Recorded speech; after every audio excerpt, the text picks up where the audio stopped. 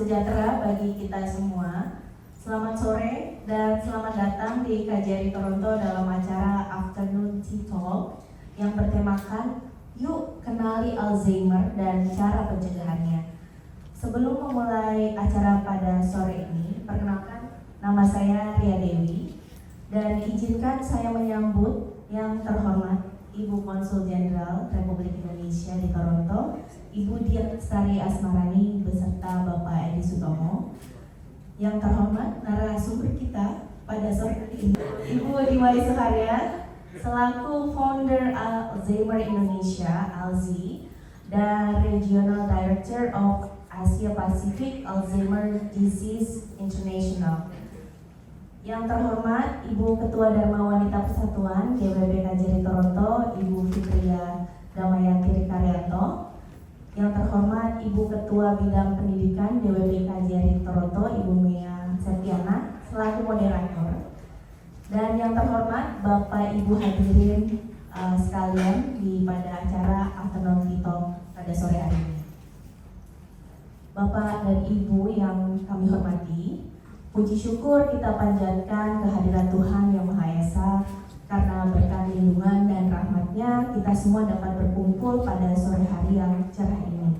Meskipun sedikit cloudy dengan perkiraan cuaca yang akan hujan pada malam hari ini, tapi tidak menghalangi Bapak dan Ibu semua untuk dapat berkumpul pada acara Afternoon Tea Talk kita sore ini yang akan membahas bagaimana mengenali gejala Alzheimer dan bagaimana sih cara pencegahannya.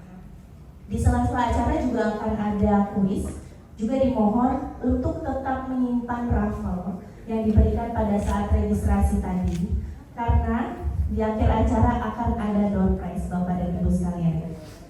Sebelum saya memulai acara, izinkan saya menyampaikan rangkaian acara yang akan terjadi, yang terdiri dari pertama sambutan Ibu Ketua DWP KJRI Toronto, Ibu Fitria Damayanti, kedua sambutan Ibu Konjen RI, Bu Dia, ketiga acara Afternoon Tea Talk dengan narasumber Ibu Diwai Suharya dan dipandu oleh Ibu Mia Septiana, dan dilanjutkan tanya jawab dan juga kuis. Sebagai penutup akan diadakan foto bersama dan dilanjutkan dengan ramah tamah yang bertempat di ruangan Java. Tanpa memperpanjang kata, perkenankan kami mengundang Ibu Ketua DWP KJRI Toronto, Ibu Fitria Damayanti untuk menyampaikan sambutan. Kepada Ibu Fitria, waktu dan tempat kami persilakan. Assalamualaikum warahmatullahi wabarakatuh. Kepada yang terhormat Ibu Konjen RI Toronto, Ibu Dian Lestari Asmarani, yang kami hormati narasumber kita Ibu Diwai Suharya, yang saya hormati juga bapak-bapak, ibu-ibu yang sudah hadir berkumpul di KJRI. Puji syukur kita panjatkan kepada Allah Subhanahu wa Ta'ala karena telah memberikan kesempatan kepada kita untuk berkumpul di sini untuk mendengarkan materi yang menurut saya sangat penting, karena sebenarnya kita tuh sebenarnya udah sama orang yang Alzheimer, mungkin kita nggak tahu istilah Alzheimer, tapi kita taunya pikun gitu. Pasti di keluarga kita adalah kayak para ketua kita gitu ya, senior kita tuh pasti cuma dibilang pikun aja tanpa kita tahu kenapa, sebabnya, apa yang bisa kita lakukan supaya itu tidak sampai terjadi pada diri kita. Nah, kebetulan sekali ada narasumber kita yang sangat kompeten sekali, Ibu Diwai Suharya. Kita bisa langsung nanti kita bertanya-tanya kepada beliau bagaimana sebenarnya Alzheimer ini, apa yang bisa kita lakukan untuk mencegah atau minimal melambatkan lah ya, kira-kira gitu.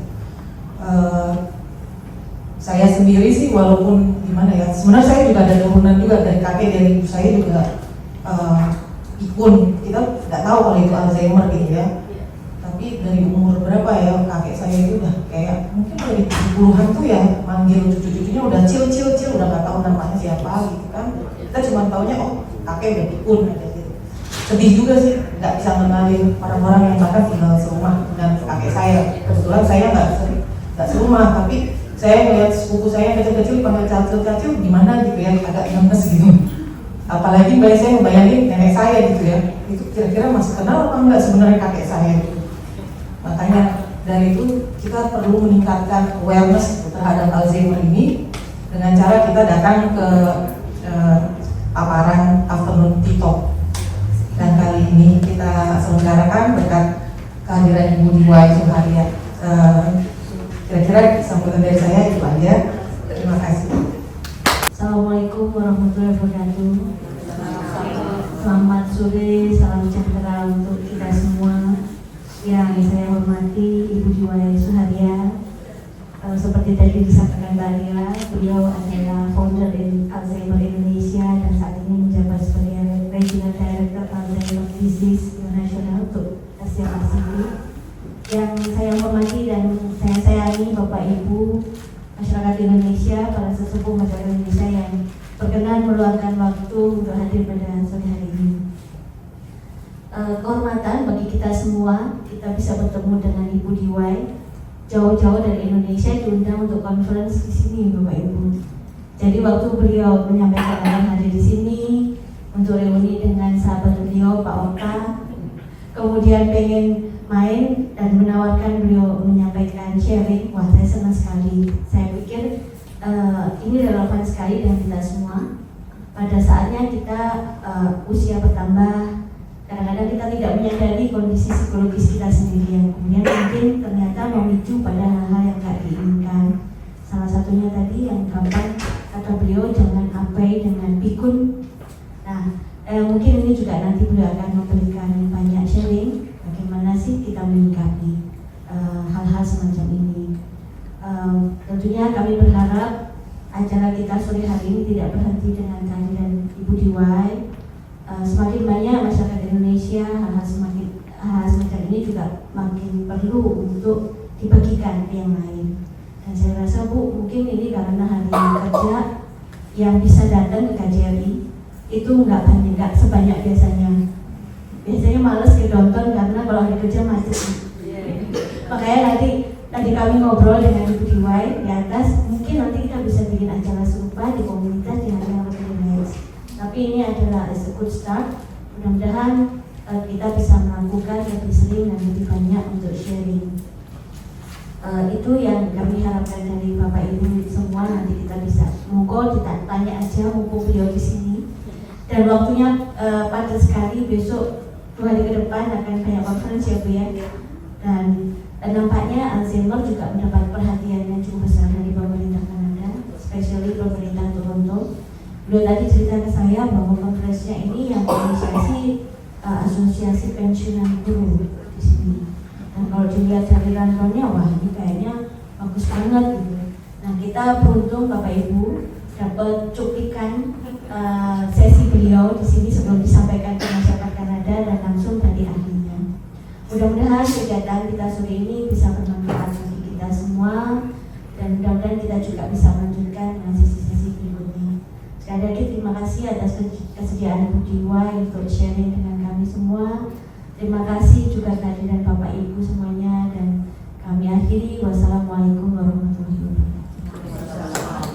Terima kasih Ibu Panjendia atas sambutannya. Bapak dan Ibu hadirin yang kami hormati, tanpa perlu berlama-lama lagi, acara Afternoon Tea Talk akan segera dimulai. Izinkan kami mengundang Ibu Moderator, Ibu Mia Septiana untuk dapat maju ke depan. Silakan Ibu. Mohon izin Bu Konjen, kita akan mulai untuk acara bincang-bincang santai sebenarnya ya, karena ini di Afternoon Tea Talk.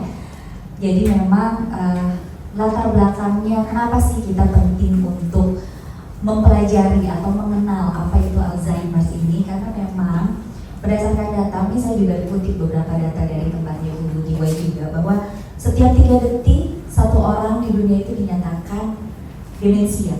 Betul ya Bu Diwai ya, dan itu juga cukup mengagetkan kita semua betapa banyak sekali ternyata di dunia ini yang dinyatakan penderita demensia, dan juga ini meningkat secara pesat baik itu di Indonesia maupun di dunia. Dan ini juga saya kutip sendiri dari websitenya bahwa di Indonesia sendiri diperkirakan akan 2 juta, betul ya Bu ya, di tahun 2030.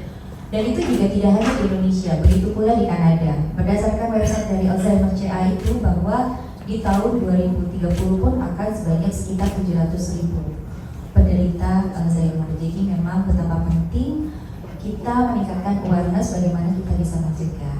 Baik, tanpa menunggu panjang lebar, perkenalkan, nama saya Mia. Mohon izin, saya akan menjadi moderator pada acara TikTok sore hari ini.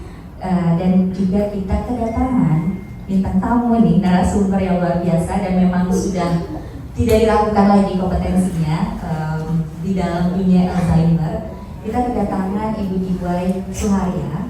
Sebelum saya memanggil Ibu Diwai, mohon izin ya Bu, saya bacakan terlebih dahulu untuk biodata beliau, biar Bapak Ibu juga ada gambaran seperti apa backgroundnya gitu Ibu Diwai. Jadi bisa Bapak Ibu lihat di sini, mungkin bisa diperbesar bahwa Ibu Diwai ini adalah Regional Director of Alzheimer's Disease International (ADI) Asia Pacific Region, dan juga beliau adalah founder of Alzheimer's Indonesia.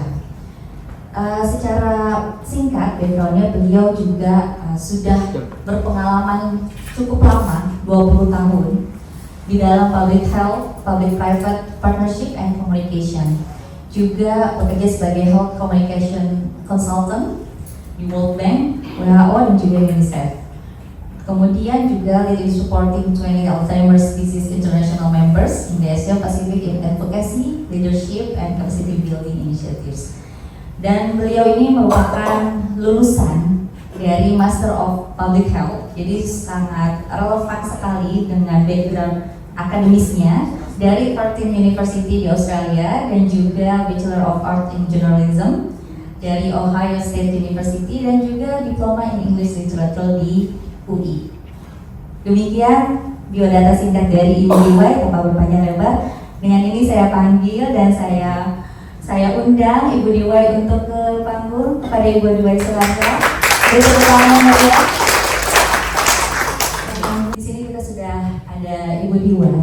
Mungkin untuk lebih mempersingkat waktu lagi, saya persilakan Ibu Diwai, barangkali ada sesuatu yang ingin disampaikan terlebih dahulu sebelum kita memulai bincang-bincang sore hari ini. Terima kasih Mbak Mia, Ibu Dia, Bu Fitri, Mbak Lia ya, sahabat saya, Oka, teman SMA 3 saya dari zaman tahun 90-an, dan Mbak Putri. Saya sangat bersyukur. Assalamualaikum warahmatullahi wabarakatuh. Salam sejahtera untuk semua.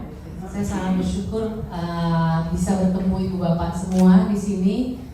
Kebetulan topik ini sesuatu yang sangat close to my heart karena berhubungan dengan pengalaman saya sendiri merawat dan mendampingi ibu saya. Mungkin bisa diputar videonya dulu. Yang kita punya Alzheimer Indonesia ini punya video senam otak.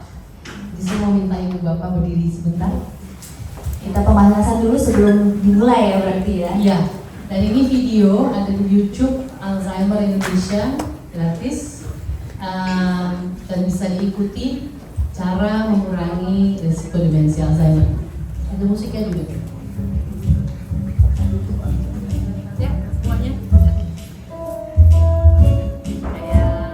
Kayak nembak gitu.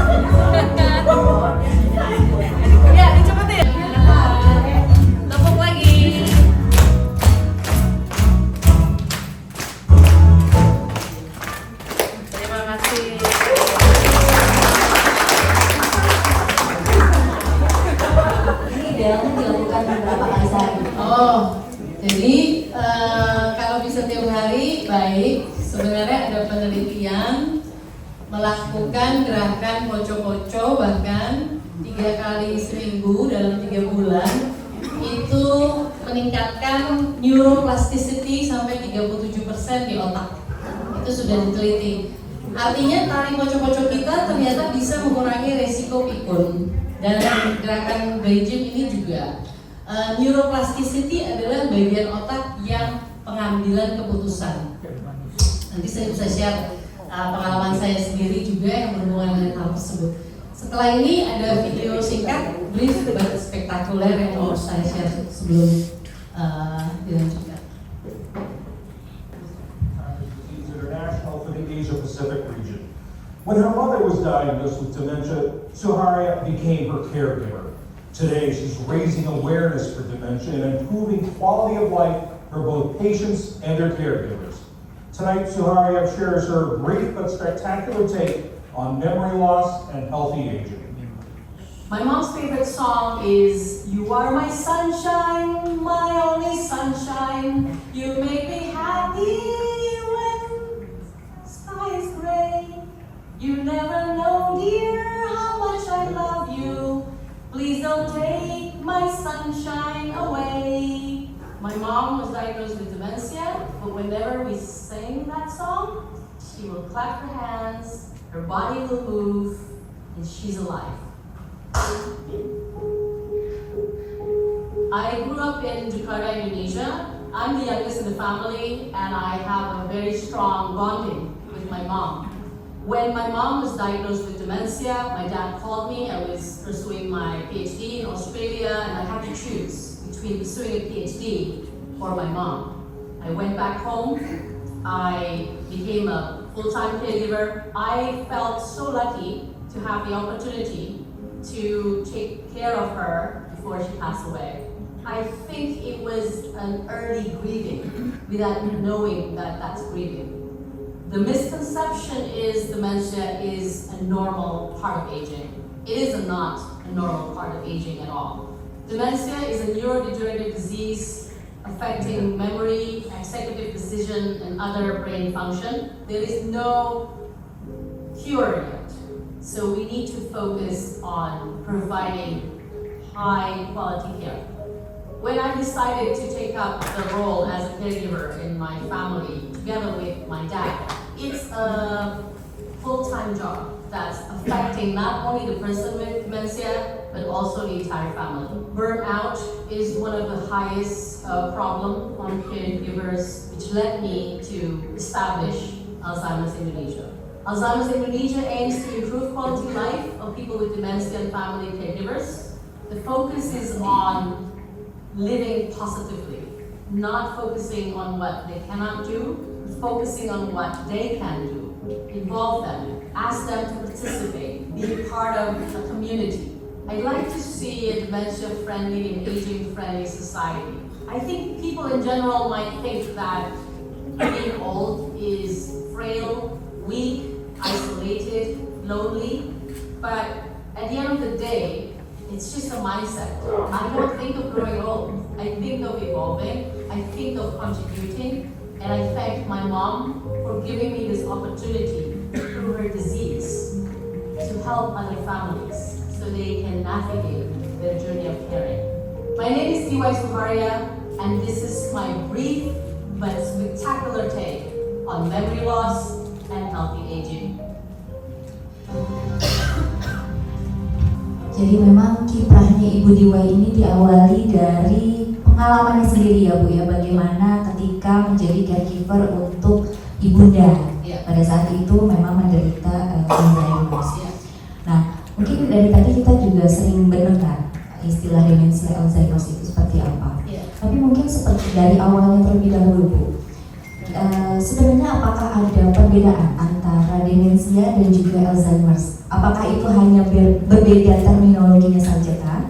Atau memang ada perbedaan dari suatu sisi apa yang mungkin kami orang awam di sini juga pengen mengetahui secara pasti gitu. Apakah itu memang satu gabungan kan? Atau seperti apa? Baik Bu Mia.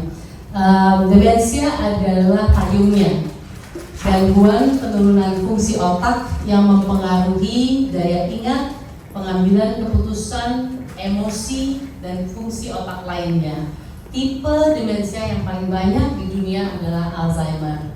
Ada demensia Lewy body demensia, Robin Williams, frontotemporal demensia, Bruce Willis, bahkan Margaret Thatcher, Alzheimer, dan beberapa tokoh-tokoh lainnya. Dan demensia ini seperti yang tadi saya sampaikan juga belum ada obatnya. Artinya obat hanya menghambat progresivitas. Ibu bapak sudah menerima brosur 10 gejala Alzheimer. Kita bisa dengarkan video hati-hati dengan 10 gejala demensia Alzheimer ini. Dan apabila melihat ada gejala tersebut, tindakan apa yang bisa dilakukan adalah deteksi dini dan sebagainya. Boleh diputar audionya ya. Gangguan penurunan fungsi otak yang mempengaruhi daya ingat, emosi, perilaku, dan fungsi otak lainnya. 1 dari 10 orang yang berusia di atas 65 tahun mengidap Alzheimer. Setiap 3 detik ada 1 orang terdiagnosa Alzheimer di dunia. Alzheimer belum bisa disembuhkan. Obat yang ada hanya untuk memperlambat progresivitas dan mengatasi gejala Alzheimer. Kurangilah risiko terkena Alzheimer. Kenali 10 gejala umum penyakit Alzheimer. Gangguan daya ingat. Pak, anak-anak nanti jadi pulang kan? Jadi, Pak, anak-anak jadi pulang kan ya? kok tanya lagi? Kan barusan sudah dijawab, Bu. Sering lupa akan kejadian yang baru saja terjadi, menceritakan dan menanyakan hal yang sama berulang-ulang, lupa akan satu hal dalam frekuensi yang terlalu sering. Sulit fokus.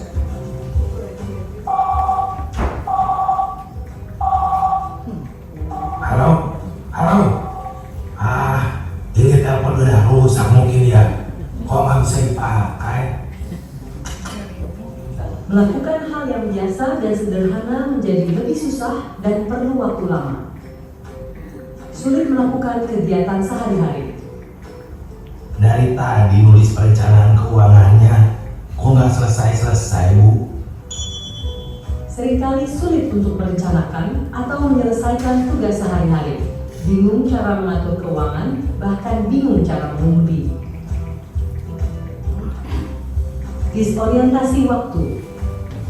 Anterin ibu yuk Mau kemana jam 10 malam begini, Bu? ke pasar.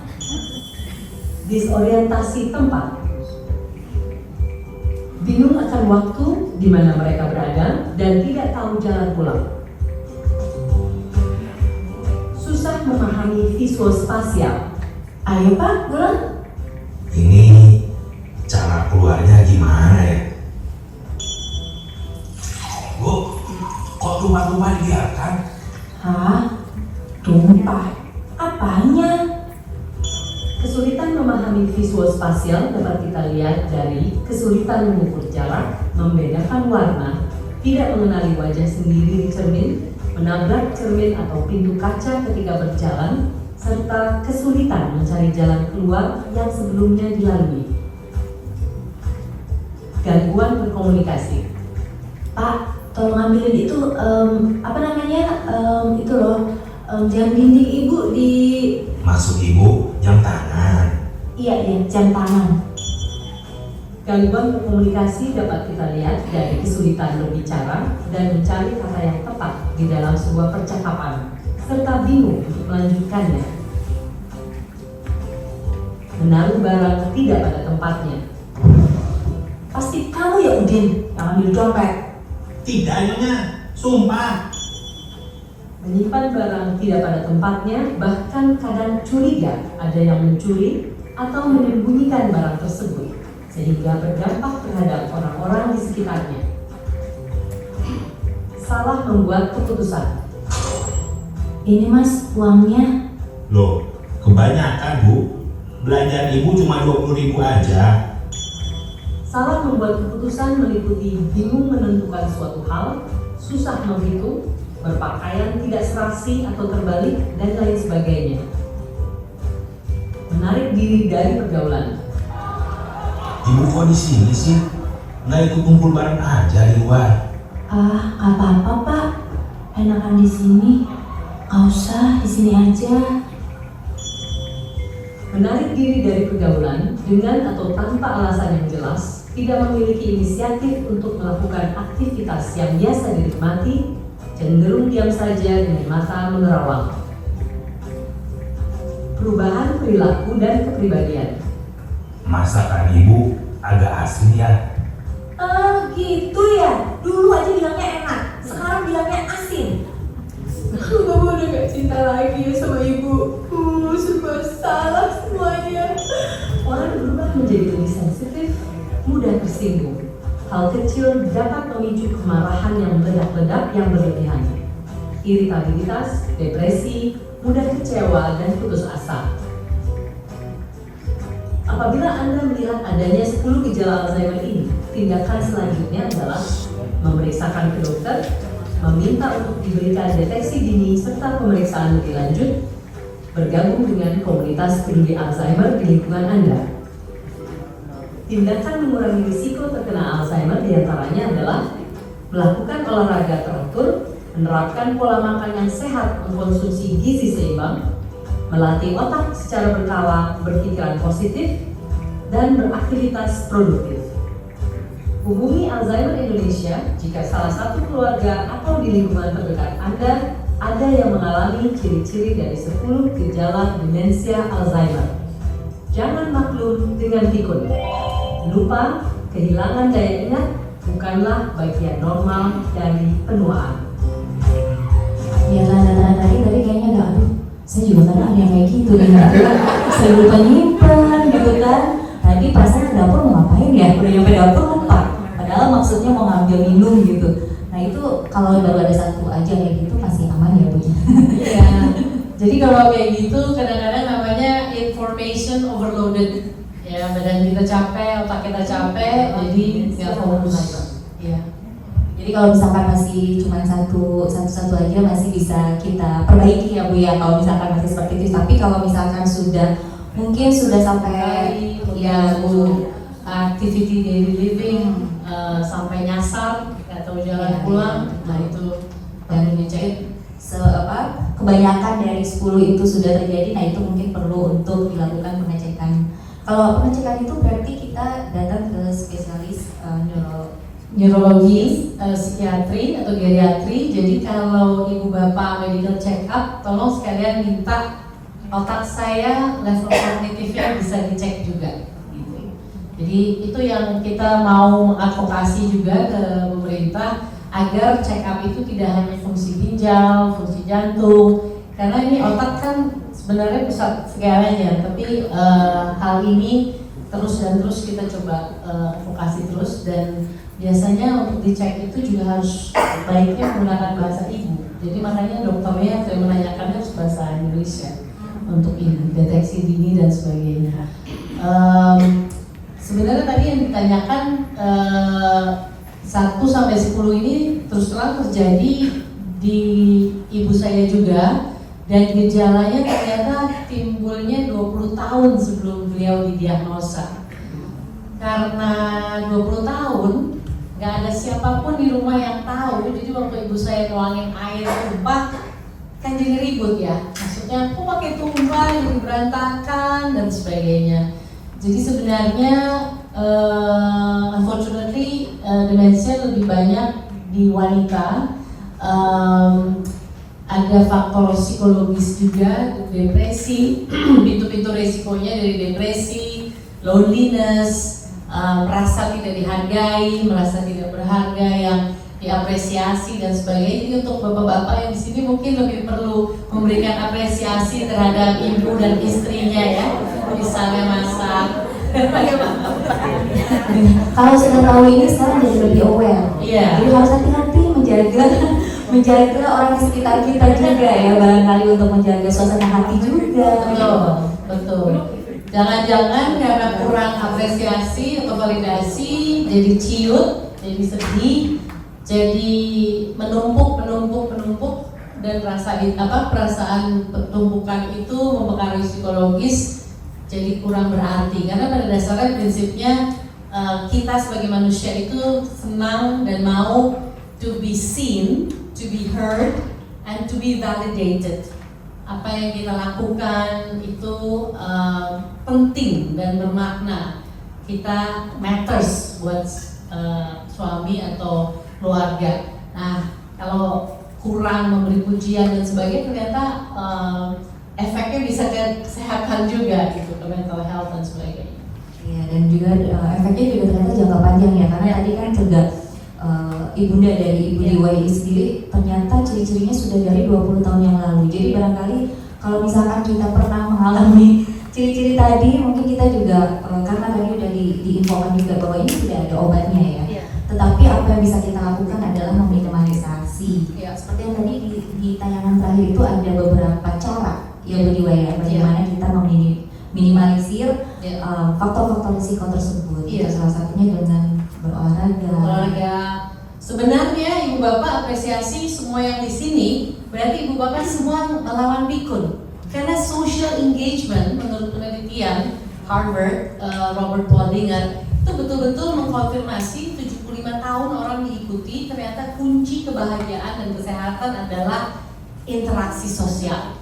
Jadi semakin banyak kita berinteraksi, sinaps-sinaps di otak kita itu semakin aktivasi dan mengurangi risiko kepikunan tadi. Ibu saya dulu sering sekali ke ATM, dia tidak suka ke ATM. Saya dulu bingung, nggak asik banget sih, nggak mau ambil uang di ATM. Ternyata beliau sukanya ke bank karena tellernya suka nyambut. Ibu cantik sekali hari ini. Lalu dia taruh misalnya 2 juta di Mandiri Rawamangun, 3 juta di Mandiri Kayu Putih, 3 juta. Jadi dia taruh di beberapa tempat dan dia kesana hanya mengambil beberapa ratus ribu untuk mendapat validasi dan social engagement tadi. Karena ayah saya pensiunan dulu di Bank Ekspor Impor Indonesia, pulangnya sore dan sebagainya. Makanya ibu saya sebagai ibu rumah tangga mesti mencari social engagement dan validasi tadi. Dulu kita nggak tahu kenapa naruh uangnya di sama banknya dan nggak banyak gitu ya. Ternyata itu cara dia defense mekanismenya agar hidupnya terus bermakna. Karena dia udah masak susah payah, tapi dibilang asin gitu kan misalnya, tanpa kita tahu, padahal mau bilang mau komentar saja. Jadi mungkin komentar atau kata-kata itu bisa berpengaruh sampai ke psikis dan psikologis. Jadi sangat berpengaruh sekali apa yang diucapkan oleh orang lain ke dalam itu, dan secara tidak sadar itu akan mempengaruhi kita dalam menerima dari pujian-pujian tadi ya. Nah, tadi Bu Dewa tadi sempat katakan bahwa wanita itu lebih rentan. Tapi walaupun demikian, mungkin kita sebagai wanita juga jangan terlalu takut juga ya. Mungkin kita juga lebih memandang itu sebagai hal yang positif juga. Nah, itu kan berarti sebagai faktor genetis. Kalau misalkan faktor-faktor risiko tadi kan berarti ada yang bersifat genetis dan ada juga yang memang dari faktor lingkungan luar. Betul. Nah, itu seperti apa saja tuh Bu? Jadi faktor risiko itu terbagi modifiable dan non-modifiable. Kalau yang non-modifiable itu kita pasti semua akan jadi tua, usia nggak bisa diapa-apain. Kalau usia 60 ke atas, risikonya lebih besar terkena demensia. Ibu Fitri misalnya, saya juga ibu saya, keluarga kita ada yang demensia, saya dan orang-orang yang keluarganya ada yang demensia, 3 kali resikonya bisa demensia kalau ya sering ngumpul-ngumpul, kalau nggak makan sayur buah setiap hari, kalau tidak mengaktifasi otak dengan berbagai kegiatan dan sebagainya. Jadi faktor genetis punya peran, tapi lebih besar lagi lifestyle.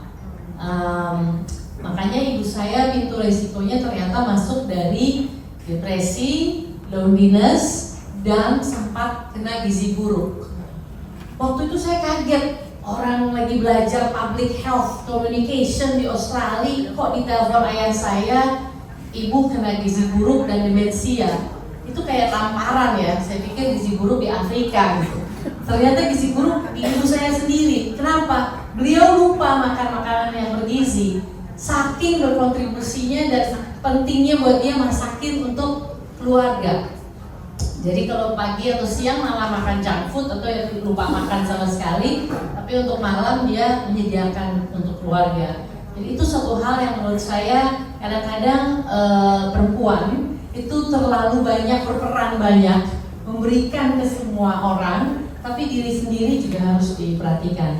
Yang jelas literatur menyatakan olahraga 150 menit seminggu, 30 menit sehari mengurangi risiko demensia dan penyakit tidak menular sejumlah 30%. Siapa yang olahraganya seharinya 30 menit di sini? Oh banyak juga. Bagus. Itu udah cara mengurangi risiko pikun. Terus kegiatan ngumpul-ngumpulnya juga engagement. Lalu otak juga apa? Sudoku, TTS, melakukan hal yang bermakna dan giving, volunteering, menjadi relawan. Mudah-mudahan setelah ini akan ada ALZI Toronto Cornwall, karena kita ada di 28 kota, 8-nya di diaspora, di Swiss, di San Francisco dan sebagainya. Jadi bisa menjadi wadah bagi yang tidak mau pikun, ada kegiatan rutin, gamelan atau apapun yang disenangi, sebaiknya lintas generasi, tidak hanya satu generasi saja. Bagi yang memiliki keluarga dengan demensia dan Alzheimer, kebetulan besok saya ada meeting dengan Alzheimer Society Kanada juga. Mudah-mudahan bisa kita pikirkan kolaborasi Kanada dan Indonesia dalam melawan pikun ini dan menjadi satu kegiatan reguler, terutama di bulan September nanti, bulan Alzheimer Dunia, seluruh organisasi aktif melakukan kegiatannya masing-masing. Iya, jadi olahraga itu penting ya, walaupun memang olahraganya juga tidak harus yang berat ya Bu ya, walaupun hanya dengan jalan kaki saja itu cukup ya. Penelitian menyatakan berolahraga rame-rame lebih mengurangi risiko pikun dibanding sendirian. Karena ada social engagement-nya, interaksi. Dan social engagement itu seperti yang disampaikan di penelitian Harvard itu, semakin banyak kita engage, otak kita semakin sinaps yang ada di otak semakin terstimulasi. Jadi sebenarnya kita nggak bisa awalnya juga ya melarang kalau misalkan ada yang mau social engagementnya terlalu sering juga ya. Karena terus terang ini mungkin sedikit cerita juga dari pengalaman pribadi saya, karena orang tua saya kebetulan alhamdulillah masih ada, dan kemudian juga ibu saya social engagementnya sangat tinggi sekali, sampai sehari itu mungkin di rumah itu hanya beberapa jam. Jadi memang dan itu memang diikuti dengan kegiatan yang memang olahraga atau apa. Cuma kan kadang kita mama pergi terus gitu kan, seolah-olah kok pergi-pergi terus gitu. Sementara kalau bapak saya kebalikannya, bapak mendingan di rumah main sudoku seperti tadi gitu. Nah itu kan berarti sebenarnya dua hal kegiatan yang sama-sama positif ya, walaupun kadang kita juga kok pergi-pergi terus ya, karena mungkin sebenarnya itu adalah mekanisme masing-masing itu berbeda, betul. Jadi mungkin bapak ibu yang memang ingin meningkatkan social engagementnya itu juga sangat positif ya Bu. Positif, asal semuanya kan moderation ya, sesuai intinya sebenarnya apa yang kita lakukan itu membuat kita happy, healthy, dan tidak berlebih-lebihan. Apalagi penelitian sudah menyatakan nomor 1 kunci kebahagiaan dan kesehatan adalah social engagement, bukan olahraga nomor 2 malah gitu penelitian. Jadi kita banyak ngobrol, teleponan, ketemuan, terus interaksi, apalagi ada filosofi ABC, act, belong, commit. Kita melakukan aksi, kita belong kepada satu komunitas, dan kita komit untuk satu hasil yang bermakna dan kita kontribusikan. Itu panjang, istilahnya efeknya panjang, dampaknya volunteering dan sebagainya juga. Iya, jadi memang pada saat pandemi kemarin yang biasanya social engagement itu jadinya sering sakit ya Bu. Karena nggak bisa kemana-mana, nggak ketemu orang banyak, olahraga juga menjadi susah karena nggak bisa keluar. Nah itu juga impactnya juga sangat tinggi. Mungkin apa ada hubungannya Bu ketika kemarin pandemi itu menjadi lebih banyak lagi yang dinyatakan menderita Alzheimer kah gitu? Bagus sekali pertanyaannya. Di masa pandemi kemarin memang ada kenaikan orang dengan demensia. Beberapa keluarga di Indonesia reach out kepada Alzheimer Indonesia dan kita jadi melahirkan program namanya Narazi, Navigasi Perawatan Alzi. Jadi kita membangun Care Navigator. Saya sudah merawat orang tua saya 10 tahun. Saya membantu keluarga lain menavigasi journey of caring-nya. Tidak perlu menjadi perawat atau sekolah perawat, karena kita tahu dulu ngatur obatnya bagaimana, ngatur kegiatannya bagaimana. Dan ternyata kurang lebih ada 400 keluarga yang mau menjalani sesi online lewat Zoom dengan dokter juga, dan dengan deteksi dini tertentu itu ada skornya, dan dari skornya itu perlu dirujuk kepada rumah sakit untuk melakukan tes lebih lanjut lagi, tes MRI.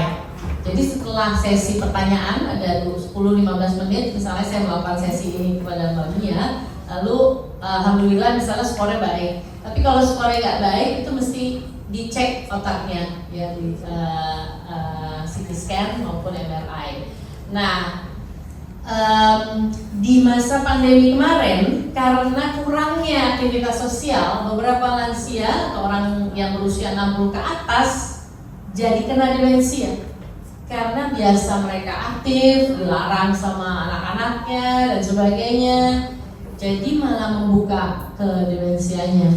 Jadi makanya itu penting sekali kita tahu membuat dosis tertentu gitu dalam melakukan engagement, social engagement ini perlu diprioritaskan. Kalau your mom pergi terus itu mungkin digali aja dapat apa, senangnya kenapa, di mana gitu ya. Kebetulan memang komunitasnya banyak.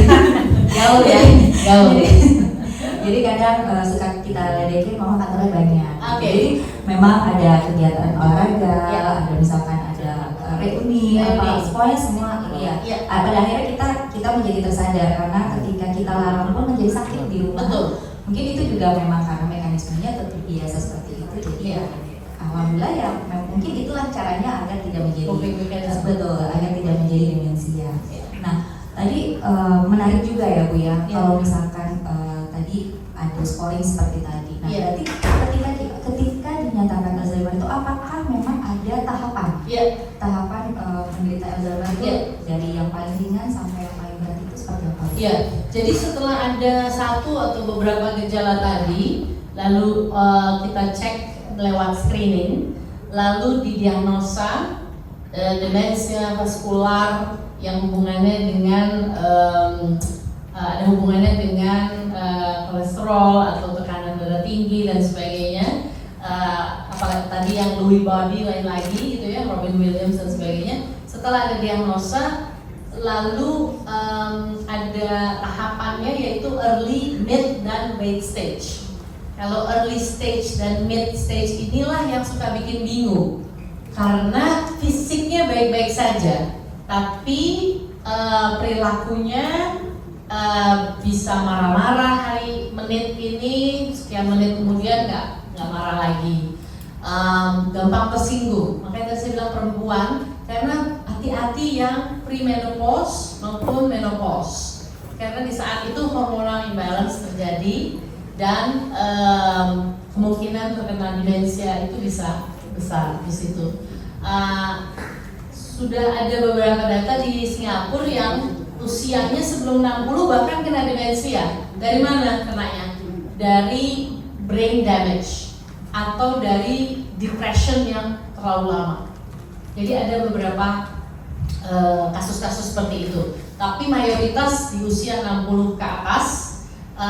Kalau laki-laki banyak karena faktor post-power syndrome, yang tadinya sibuk dan sebagainya, tiba-tiba tidak memiliki kegiatan yang konkret, yang terprogram, terstruktur, atau bahkan ada ayahnya teman saya gagal jadi anggota DPR sampai 3 kali, habis uangnya, jadi kena demensia, karena frustrasi keluar uang, bangkrut dan sebagainya. Kalau waktu itu kami diminta Gubernur DKI melakukan sesi ini, video ini diputar di 100 sekolah di masa orientasi siswa.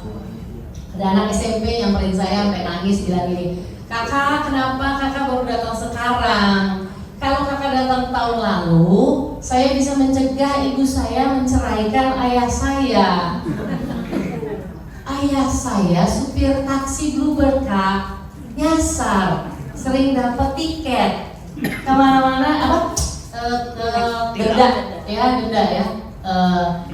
Ibu saya merasa ayah saya loser, ya, nggak nyetir aja nggak bisa, uang aja nggak bisa nyari gitu. Itu bapak saya punya semua, Kak, ciri-ciri itu gitu. Lalu saya sedih ya dengarnya, ini anak SMP. Lalu dia sudah berpikir seperti itu. Lalu saya tawarkan dia hubungan dengan dokter yang saya kenal, dan betul sudah mid stage, sudah stage tengah. Ya setelah cerai makin parah lagi bapaknya itu. Tapi terlambat dia tahunya. Jadi semakin cepat kita tahu ini, ada hal-hal yang bisa kita cegah dari sekarang. Iya, jadi memang adaannya talk show ini juga memang penting biar kita itu bisa lebih aware dari awal ya. Jadi jangan sampai ketika tahu itu sudah sampai ke late stage atau mid stage aja jangan sampai ya sebenarnya. Mungkin kita bisa aware dari awal. Nah, mungkin kalau misalkan tadi kita berbicara mengenai penderita Alzheimer-nya. Tadi kayaknya lebih menarik juga bagaimana mungkin saya sharing lagi seperti tadi. Apa sih yang perlu kita persiapkan kalau misalkan kita sebagai caregiver? Baik. Jadi buat ibu bapak di sini, saya melihatnya ada dua kategori ya. Kategori kita semua yang nggak mau pikun, ya. Bagaimana kita mengurangi risiko pikun tadi? Olahraga setiap berapa tadi? 150 menit seminggu. Nggak perlu harus setiap hari, yang penting 150 menit seminggu. Melakukan kegiatan yang mengaktifasi otak, social engagement. Bergabung di satu komunitas sehingga bisa menyalurkan, mengaktifasi potensi ilahi, act, belong, commit. Mudah-mudahan nanti berkat dukungan Ibu Konjen, Ibu Ketua DWP, kita punya sesuatu yang konsisten dan berhubungan dengan anak muda juga. Karena beberapa lansia suka komplain ke saya, tolong bilangin anak cucu saya kalau dekat-dekat saya jangan pegang gadget. Saya tetap ngerasa sendiri walaupun mereka datang berkunjung, mau juga diajak bareng gitu ya. Jadi buat kategori yang tidak mau pikun, kita terapkan ini semua. Dan bagi yang sepertinya ada keluarga yang memiliki gejala demensia, berarti perannya sebagai caregiver yang dibutuhkan tentunya mempersiapkan fisik dan mental yang solid, karena 2 dari 3 orang di dunia akan menjadi caregiver atau akan menjadi orang yang di taken care of. Itu data dari World Health Organization. Jadi apapun, bukan hanya demensia, kanker, penyakit tidak menular lainnya atau penyakit tuberkulosa. Pokoknya intinya ternyata peran caregiving ini akan makin besar. Apa yang perlu dilakukan sebagai caregiver? Navigasi perawatan ALZI yang kita tawarkan itu adalah membantu keluarga menyiapkan programnya, program agar orang yang sudah didiagnosa tadi tidak nganggur. Almarhumah Prima Melati, saya pernah home visit, sedih sekali melihatnya karena ada poster foto waktu zaman beliau jadi bintang film, catwalk dan sebagainya. Saya diajak Ibu Widiawati waktu itu, tolong dong sahabat saya demensia sejak Frans Tumbuhan wafat. Jadi pintu-pintu resiko demensia, dari kematian orang yang kita sayang, dari tidak punya pekerjaan atau putus pekerjaan atau hal yang hubungannya dengan ekonomi, psikologis dan sebagainya. Waktu saya berkunjung, itu yang membuat saya sedih adalah seorang Prima Melati bisa hanya TV yang diputar sinetron saja, dan asisten rumah tangganya tidak tahu melakukan apa untuk meng-engage beliau. Dan unfortunately beliau wafat karena dekubitus. Dekubitus itu kalau sudah terlalu lama di tempat tidur sampai bernanah kulitnya. Sedih sekali. Jadi unfortunately ya itu tadi, sebagai caregiver harus tahu bagaimana merawat dan mendampingi. Bisa ke website kami alzi.or.id dan bisa ada tahapan-tahapannya yang mesti dilakukan. Kita juga selalu melakukan kegiatan caregivers meeting berkala setiap 2 bulan sekali, dan ada training untuk menjadi caregivers yang baik. Caregivers ini trainingnya tentang nature dan impact of dementia, memahami tentang demensia. Yang kedua tentang teknik berkomunikasi. Jadi kalau dengan orang demensia, saya ingat ibu saya dulu misalnya ini nggak ada model politik ya, tapi waktu itu dia teriak-teriak, itu di depan ada Megawati, dia bilang gitu. Ini tahun 90-an. Saya bilang nggak ada Megawati. Ini saya nggak tahu kan, ibu saya demensia. Jadi sibuk berantem gitu. Padahal oh ada ya, didistract saja gitu ke hal yang lain. Nah, yang sering terjadi, caregiver sering stres karena menggunakan pikiran sendiri dan minta ke kita, Alzheimer Indonesia, tolong dong bilangin biar ibu saya nurut. Yang mesti dirubah itu yang merawat mindsetnya, bukan orang yang udah sakit. Kalau yang otaknya sudah menciut, itu kita harus terima ada gangguan penurunan fungsinya.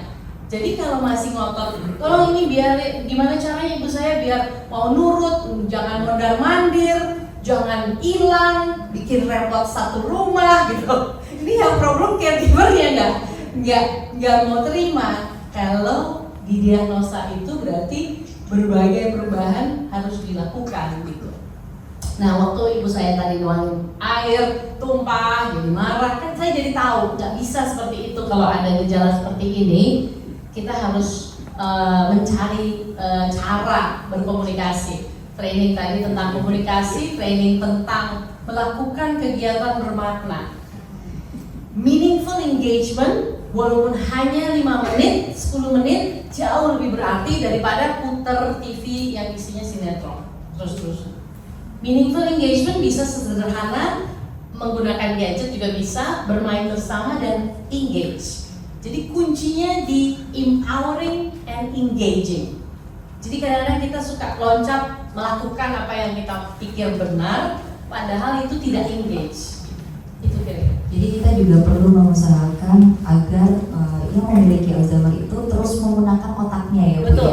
Jadi bagaimana apabila dengan cara berkomunikasi kah, atau dengan main game bersama, itu juga bisa lebih menstimulasi otaknya ya, seperti itu. Jadi mungkin info-info inilah yang agak jarang kita tahu nih ya, Bu ya, bahwa memang ada semacam pelatihan untuk caregiver, karena ini juga tentunya caregiver itu perlu memiliki strategi-strategi khusus, baik itu untuk menangani, kemudian juga ketika diajak berbicara seperti tadi, ini yang perlu kita gaungkan juga kepada masyarakat umum, bahwa sebenarnya ada wadah di Alzheimer Indonesia, dan mungkin di Kanada juga ada ya, Bu. Betul. Ini juga perlu untuk infonya juga nih. Pas banget.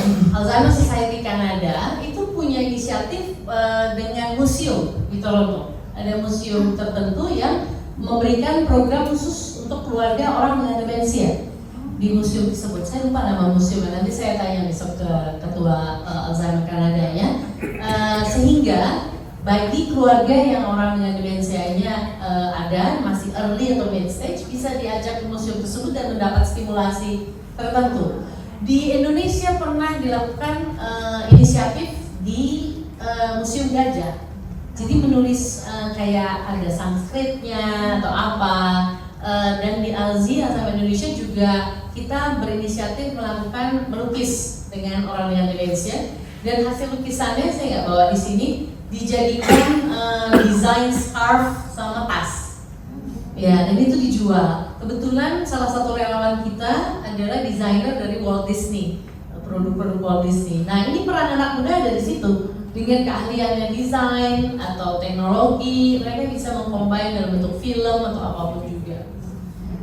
Jadi peran serta seluruh generasi itu juga bisa saling membantu ya, untuk lebih awareness terhadap Alzheimer ini sendiri. Nah, jadi barangkali Bapak Ibu apabila memang ada membutuhkan informasi-informasi lebih lanjut, ternyata di Kanada pun ada ya semacam wadah Alzheimer Kanada di websitenya itu Alzheimer. Alzheimer Society Kanada ya, betul. Kalau ada slide-nya saya mau share beberapa poin-poin. Yang slide terakhir, ya. bisa ditayangkan. Jadi Ibu Bapak nanti bisa ke website kami kalau tertarik. Ada beberapa care navigator kita yang juga melakukan beberapa sesi dengan orang Indonesia yang orang tuanya di Jakarta, anaknya di Prancis, di negara-negara luar, dan itu sesinya bisa dibantu dengan tenaga dokter geriatri, psikiatri dan sebagainya. Karena lebih cepat lebih baik untuk tahu ini. Yang PowerPoint tadi kalau ada. Yang PowerPoint? Nah, mungkin Ibu Bapak juga bagi yang jadi hal seperti ini jangan dianggap remeh maksudnya itu. Ya, kesehatan otak kita itu penting sekali gitu. Yaitu tadi makanya harus istilahnya harus kita sampaikan ke semua orang ini semua dari awal ya. Mungkin ini slide terakhir di bagian awal ada informasi terkait mengenai ya, nanti saya mau coba share di depan. Saya mau share juga berapa tahun yang lalu. Tahun 2016 saya sudah pernah ke Toronto juga, sempat ada conference Alzheimer. Ini dari atas aja dulu, di flip ya, dibesarkan. Ini saya kasih judul Jangan Maklum dengan Pikun lewat bantuan advertising agency. Sebelumnya ada tagline Stop Galau, dampaknya terasa di hari tua. Jadi kalau mau galau dikasih deadline, jangan lama-lama. Kalau kesel nggak boleh lama-lama, karena itu membuka risiko ke penyakit demensia Alzheimer. Next slide. Ini tadi sudah disampaikan. Next slide. Ini ayah ibu saya pertama pacaran di situ Ciburui pada Larang, Jawa Barat, 1958. Ayah saya main caregiver untuk ibu saya, dan ayah saya usianya 95 tahun Juni nanti, masih sehat, alhamdulillah. Dan beliau bilang mungkin ini kenapa Tuhan memberikan saya umur panjang untuk merawat istrinya. Next slide. Ya, ini fotonya udah tahu tadi. Nextnya lagi. Ini tadi secara global ada 55 juta orang demensia di dunia, 26 juta di Asia Pasifik, 1,2 juta di Indonesia. Next slide. Kalau nggak dari sekarang itu mesti nantinya akan parah. Terus apa itu Alzheimer? Nah, yang atas itu yang Alzheimer, yang demensia lebih mengecil. Yang bawah yang otak sehat. Nah, kita semua di ruangan ini insya Allah yang bawah. Ya, amin, amin. Mudah-mudahan bukan yang atas, karena makin mengecil. Next slide. Yang ibu bapak pilih otak yang A, B atau C? Jawabnya malu-malu. Yang mana? Hah? A? Yang A, benar ya. Jadi yang semakin padat itu yang lebih sehat. Yang makin banyak bolong-bolongnya itu yang mengecil. Ini dari neurologis yang merupakan neurologisnya Ronald Reagan yang terkena demensia juga karena faktor dia pernah kena tembak dan pernah jatuh dari kuda, brain damage. Next slide. Ini tadi faktor-faktor resikonya ada history depresi, makan tidak sehat, lifestyle, comorbid. Kalau ada ibu bapak yang tertarik untuk tahu apakah bisa ada demensia atau enggak, dicek APOE-nya kalau di Prodia, kalau di Jakarta ya. Tapi saya prefer nggak tahu, karena saya udah tahu saya punya chance 3 kali lebih besar. Jadi saya terus saja mencoba menerapkan gaya hidup sehat. Kalau ada faktor risiko di diabetes, lingkungan dan sebagainya, vascular faktor, social network dan sebagainya yang tadi saya sampaikan. Ini faktor-faktor risiko. Next slide. Ini yang atas itu faktor risiko yang depresi merokok, yang bawah itu yang faktor yang bisa stimulus untuk meningkatkan ya fungsi otak tadi, sama intinya. Next slide. Nah, ini Margaret Thatcher aja yang Iron Lady aja bisa kena demensia. Kenapa? Suaminya wafat. Jadi The Rock itu hilang dari hidupnya, jadi dia demensia. Ronald Reagan dirawat bertahun-tahun oleh Nancy Reagan, dan Ronald Reagan ada sejarah jatuh dari kuda dan kena tembak.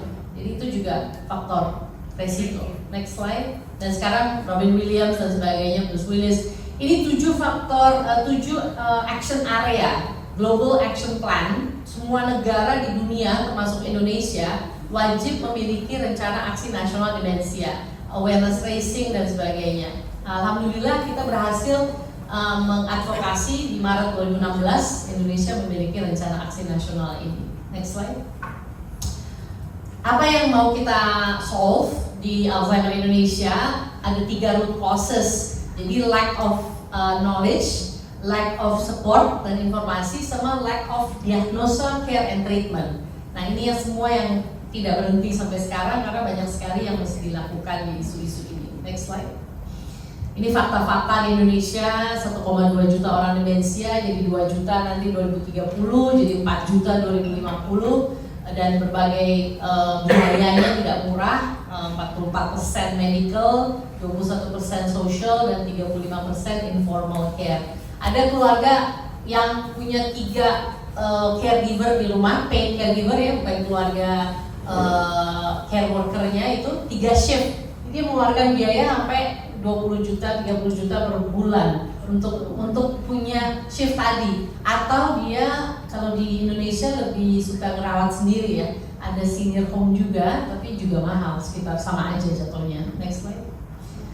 Nah ini yang tadi saya sampaikan, saya cerita di depan anak-anak SMP ini, habis selesai sesinya ada yang nangis datang dan bilang, kenapa saya baru tahu sekarang gitu, kalau nggak bisa mencegah perceraian itu terjadi. Kalau yang kiri itu Bu Nila Muluk, Menkes yang membantu kita meluncurkan Dementia National Plan pertama di ASEAN. Next slide. Oh ini pemetaan berbagai koordinator wilayah kita di Indonesia. Next slide. 87 aktivitas di bulan September, mudah-mudahan nanti Toronto September juga bergabung melakukan satu kegiatan. Next slide. Solusinya yang kita tawarkan adalah adanya care navigator. Jadi kalau ibu bapak juga tertarik membantu keluarga lain, membantu menavigasinya, ada training khusus untuk itu. Alzheimer Indonesia bekerja sama dengan Unika Atmajaya di Jakarta. Dan kita memberikan training-training yang membantu perannya masing-masing. Kalau mau jadi trainer bisa, mau jadi care navigator dan sebagainya. Next slide. Ambisinya sih 1 juta keluarga orang demensia punya akses 100.000 care navigator, tapi belum sampai sini ya, ini baru mimpi, baru sekitar 20 care navigator karena nggak gampang jadi care navigator. Next slide. Ini cuma gambar-gambar visi. Jadi visionnya dimulai dari gambar ini, visi 2020, 2030 menjadi Center of Excellence untuk dementia care di Indonesia. Yang ini sedikit bocoran, saya akan share ini juga di depan para pensiunan guru-guru Toronto, karena mereka meminta bagaimana membantu para pensiunan guru-guru memiliki purpose baru dalam hidupnya dan membantu ke systemic change. Next slide. Nah ini foto-foto di Jakarta waktu bulan Alzheimer dunia, di gerakan Jalan Sehat Jakarta Malaysia. Monas selalu berwarna ungu di bulan September selama 10 tahun berturut-turut dan diikuti oleh berbagai negara lain di dunia. Next slide. Nah 10 gejala Alzheimer yang ibu bapak pegang ini juga sudah diterjemahkan lebih dari 10 bahasa. Bahasa itu bahasa-bahasa negara ASEAN, ada Vietnam, Thailand dan sebagainya. Dan ini kenapa saya ada poco-poco yang pojok kanan bawah ini ya. Jadi yang terjadi ketua pergerakan budaya kreasi budaya Indonesia bilang sama saya ada lomba poco-poco memperebutkan piala ibu negara. Saya bilang dia minta bagaimana kalau demensia bisa diberikan edukasinya dan sebagainya. Saya bilang boleh, tapi barter ya Bu, bisa bikin kategori peserta se-Indonesia itu usia 50 ke atas. Lalu dia bilang, oh belum pernah itu Bu. Iya, masukin faktor kategori itu. Lalu alumni SMA 3 angkatan 81 menang juara 1 lomba poco-poco ini. Lanjut disertifikasi sehingga mereka selalu mendampingi sesi-sesi edukasi Alzheimer, dan ada penelitiannya juga. Yang tengah itu jurnal penelitian bahwa poco-poco mengurangi risiko demensia Alzheimer dan meningkatkan neuroplasticity 37%. Next slide. Ya ini Harmonic Science yang Ibu Bapak pegang. Next slide. Ada versi bahasa Arab karena ada lansia-lansia naik haji nyasar juga di Mekah. Kita coba memberikan advokasi bagaimana sebelum berangkat ke Tanah Suci diberikan sesi tentang 10 gejala Alzheimer ini untuk para pendampingnya. Next slide. Di program kita tentang communication, outreach, dan edukasi. Kalau Ibu Bapak tertarik nanti bisa ke website kita alzi.on.id. Selanjutnya materi komunikasi, ada buku, ada maskot kita gajah namanya Elfie karena elephant always remember. Next slide. Topik di usia 2. Community support, ini yang tadi saya bilang, orang dengan demensia melakukan berbagai aktivitas dan dijual sehingga ada sense pemberdayaan. Next slide. Kita sering melakukan support group juga, meeting and counseling. Mungkin bisa dilakukan di sini juga kalau mau dibuat berkala. Next slide. Caregivers meeting, topik-topiknya waktu itu Ibu Lia dari Ottawa juga pernah menjadi narsum kami. Next slide.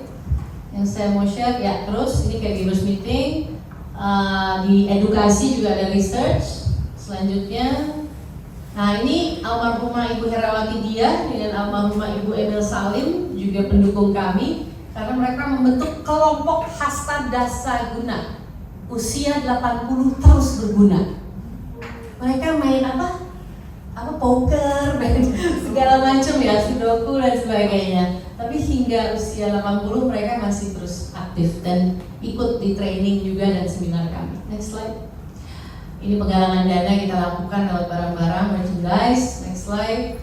Terus, nah ini kemitraan kita, kolaborasi menteri-menteri yang sudah kita samperin ya, kita audiensi dan sebagainya, termasuk Pak Menteri Kesehatan Pak Budi. Next slide. Nah, pengaruh di regional atau di dunianya, saya sempat bertemu Pak Pak Menteri Kesehatan dan Perdana Menteri Malaysia juga ke Qatar juga, dan mereka juga demensia menjadi prioritas untuk mereka. Next slide.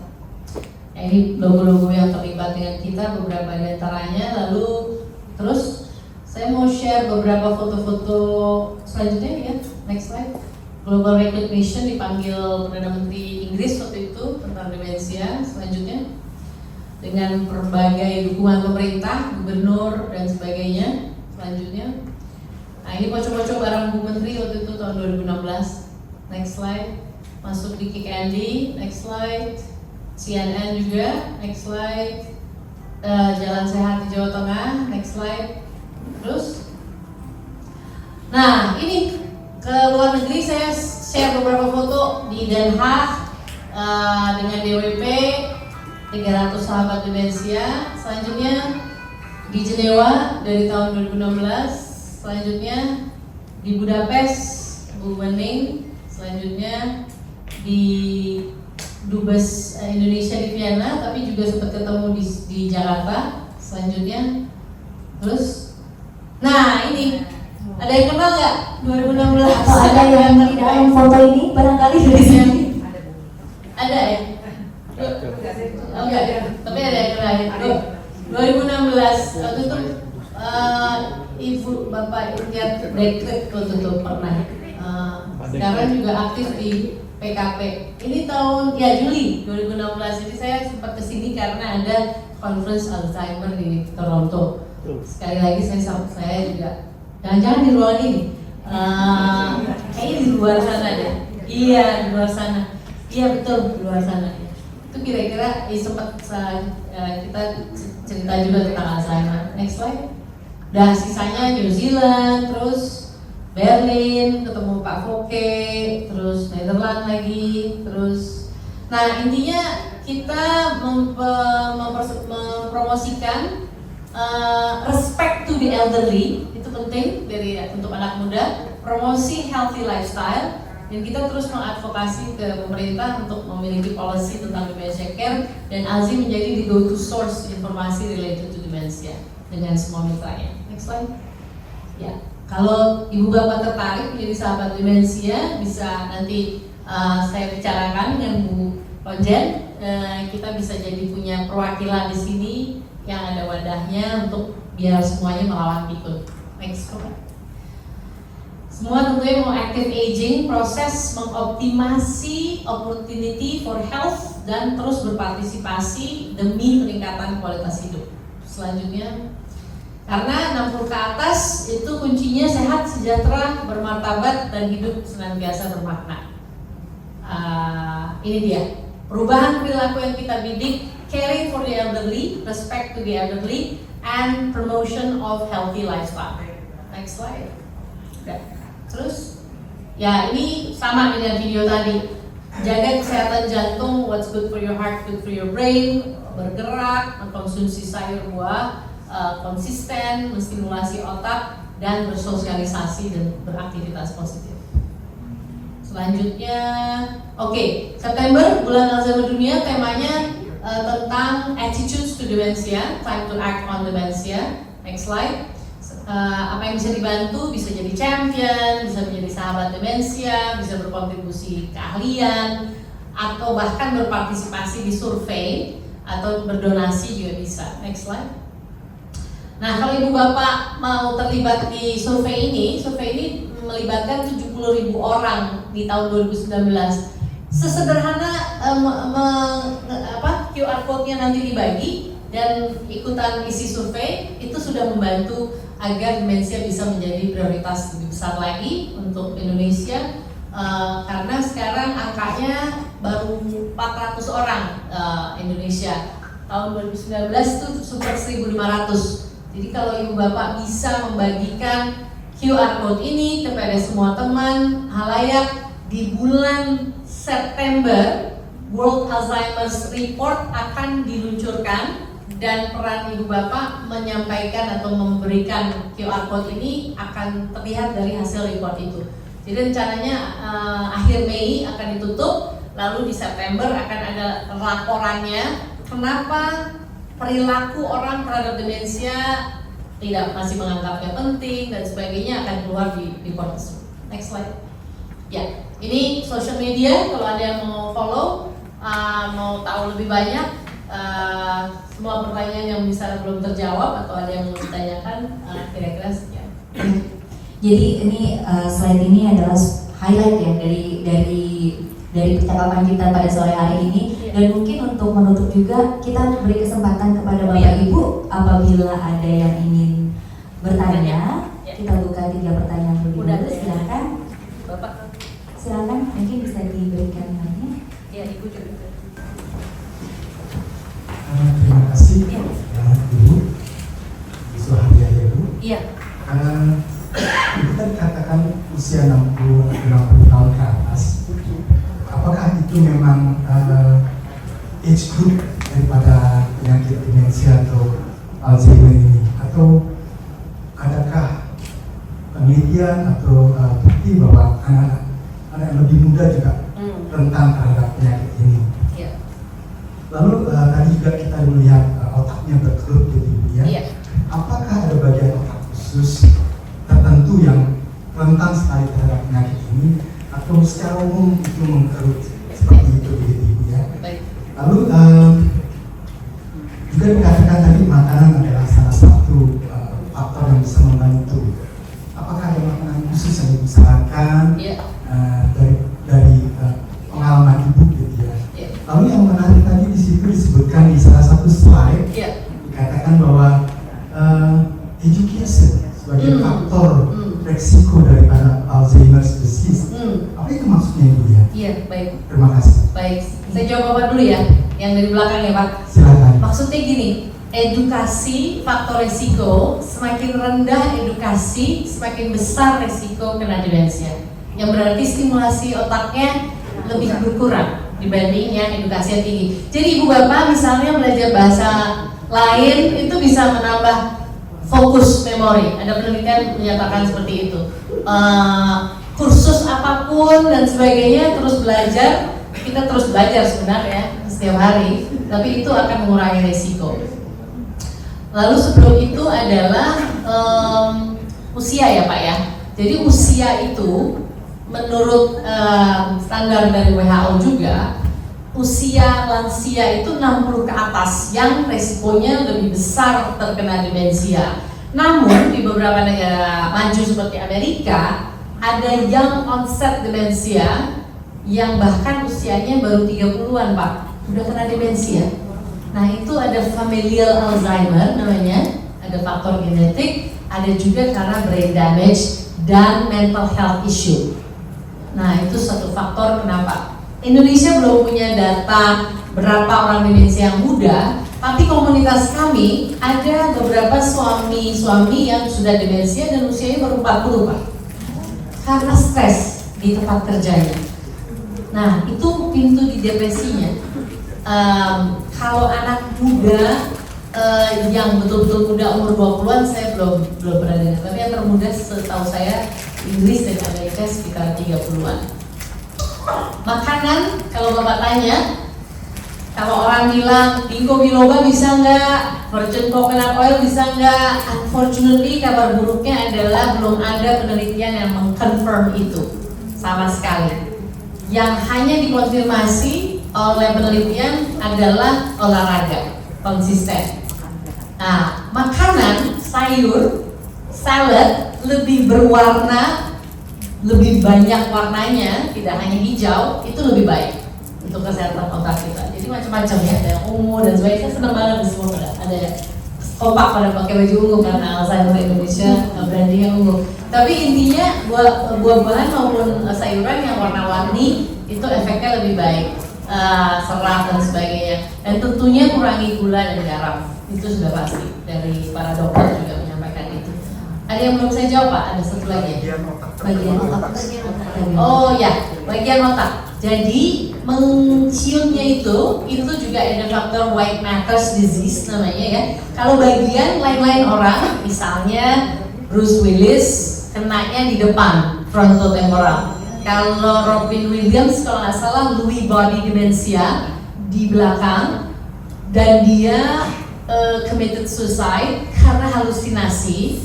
Dan faktor resiko Robin Williams ternyata dari dia menikah 2 atau 3 kali, jadi proses post divorce-nya itu kan memakan biaya banyak. Tapi sebenarnya yang men-trigger dia kena demensia adalah TV talk show terakhirnya dia itu flop. Jadi karena flop dia merasa gagal sebagai komedian, dan itu menampar egonya dia sebagai seorang komedian. Dan dia jadi faktor otaknya yang terkena demensianya adalah yang halusinasi. Jadi makanya larinya ke committing suicide. Hati-hati juga dengan faktor halusinasi tersebut. Tapi Bapak pertanyaannya bagus sekali semuanya. Thank you. Tiga-tiganya sudah terjawab ya. Berarti kan makanan juga ya, mungkin yang mengandung antioksidan tinggi juga ya. Betul. Ya. Ya mungkin tadi dari ibu ya silakan Bu, mungkin bisa disebutkan namanya terlebih dahulu. Selamat sore, nama saya Nina. Oke. Tadi dibahas mengenai 10 ciri. Yes. Oke. Sampai berapa ciri kita aware? Oh cuma 1 mungkin enggak ya, 2 enggak. Jadi sampai level berapa ciri kita aware. Yang kedua mengenai interaksi. Kebetulan saya baru pindahkan kemarin. Itu interaksi itu kalau hanya telepon, karena saya orangnya suka jalan, bisa sampai 20.000 step setiap hari. Nah cuman masalahnya kalau jalan saya suka bicara dengan teman saya yang tinggal di sana. Apakah itu termasuk interaksi? Masuk Bu. Masuk. Oke, jadi nggak perlu dengan WhatsApp, nggak perlu dengan itu, cuma mendengar suara juga bisa. Coba kalau mata yang dipakai juga dan semua indera lebih baik interaksinya. Tapi sambil jalan ya, 20.000 itu kan engaging otaknya, membicarakan sesuatu verbal. Yang penting ada engagement. Sebenarnya. Pertanyaan Ibu, 1 sampai berapa ciri atau simptom tadi itu bukan 1, 2, 3 baru nanti kita tahu ini demensia. Karena simptom pertama bisa datang duluan atau yang ketiga dan sebagainya. Tapi yang penting sebenarnya intinya adalah kalau salah satu dari simptom ini muncul dan kemunculannya mengganggu aktivitas daily living sehari-hari. Misalnya yang salah satu gejala yang antisosial. Ya. Ibu saya tidak pernah menemani ayah saya ke kondangan di beberapa tahun terakhir sebelum dia didiagnosa. Bapak saya ke kondangan sendiri akhirnya ya, suka ngajak saya, meminta kakak saya gitu. Tapi ternyata akar dari ibu saya tidak mau ke kondangan karena ayah saya itu ini kalau ke kondangan tuh antri lalu makan kambing guling atau guguk mana lalu selesai atau apa gitu ya, jadi cepat gitu. Jadi ibu saya agak kewalahan dengan speednya dan sebagainya. Jadi pergi ke kondangan bersama suami itu membuat dia stres. Tapi itu tidak diketahui sampai di akhir. Yang bapak saya tahu adalah mama udah nggak mau nemenin papa ke kondangan, tapi di rumah aja. Jadi papa sendiri terus. Jadi kalau ada teman ayah saya nanya, ya ibu sakit, istri sakit dan sebagainya gitu. Dan ibu saya suka minum Decogen, suka sering sekali ya sakit kepala. Faktor chemical itu berbahaya kalau terlalu banyak juga. Pakai koyo seluruh badan, kepala juga. Hati-hati yang suka sakit kepala sering-sering ya. Itu juga satu hal faktor chemical. So what I'm trying to say adalah jangan tunggu sampai simptom 1, 2, 3 atau banyak, tapi begitu lihat ada salah satu dan satu itu mengganggu, ada misalnya antisosial itu tadi kan, berarti ibu saya agak antisosial tuh berarti. Disorientasi misalnya. Saya ingat sekali kalau dulu misalnya tadi ya, neuroplasticity itu pengambilan keputusan. Mama mau makan apa, ini, terserah. Kok jawabnya terserah sih gitu ya? Saya pengennya dia punya usulan gitu. Ternyata pengambilan keputusan fungsi otaknya sudah menurun. Sementara saya mikirnya nggak asik nih, ibu saya nggak mau jawab gitu.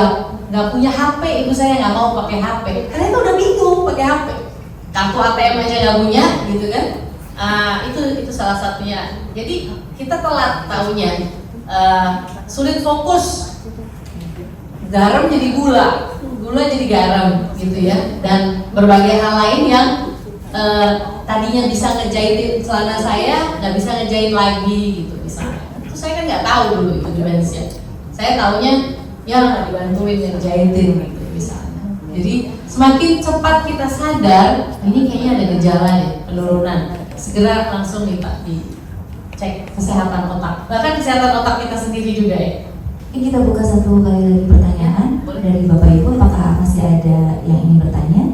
Silakan Bu Mari. Dengan Alzheimer, apakah ada hubungannya dengan deteriorating of physical movement or motorik? Yes. Karena kebetulan kakak ipar saya umur 62 kalau nggak salah itu udah parah sekali gitu. Dan terakhir sampai dia nggak bisa menelan. Okay.